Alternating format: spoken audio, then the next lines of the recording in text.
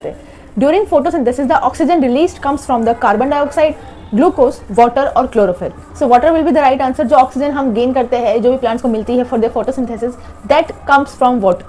So the next question we have is a person's pancreas stops releasing digestive enzymes.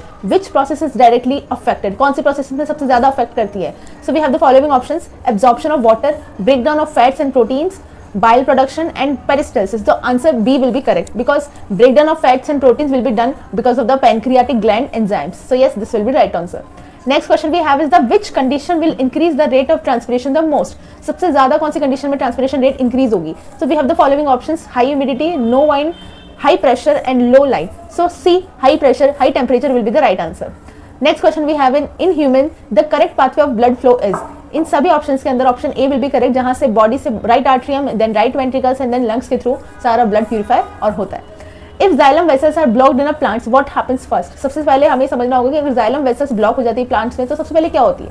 So we have the following options: food transport stops, water transport stops, photosynthesis increase और transpiration stops immediately. So अगर xylem vessel block हो रही है तो उसकी वजह से जो फंक्शन होता है इंपॉर्टेंट वो होता है वाटर वाला. So water वाला, that is water transport will be affected. The muscle cramps during heavy exercise are due to excess oxygen, lack of oxygen, lactic acid formation or high CO2. The answer C will be correct, lactic acid formation. Okay. Which part of the nephron is responsible for maximum reabsorption?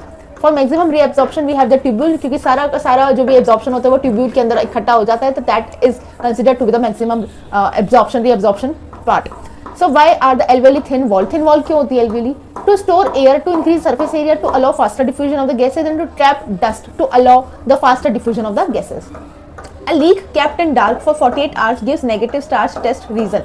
इसका क्या reason है? अगर हम एक leaf को 48 hours तक के लिए एक नेगेटिव स्टार्च के अंदर रख देंगे तो क्या होगा? ये नेगेटिव स्टार्च का रीजन क्या है इस चीज का? Chlorophyll destroyed, no CO2, starch used up and no oxygen. तो जितना भी स्टार्च होता है वो सारा यूज हो जाता है, जिसकी वजह से वो सारा नेगेटिव देती है स्टार्च का टेस्ट, क्योंकि इसमें स्टार्च होता ही नहीं है फॉर द 48 आवर्स.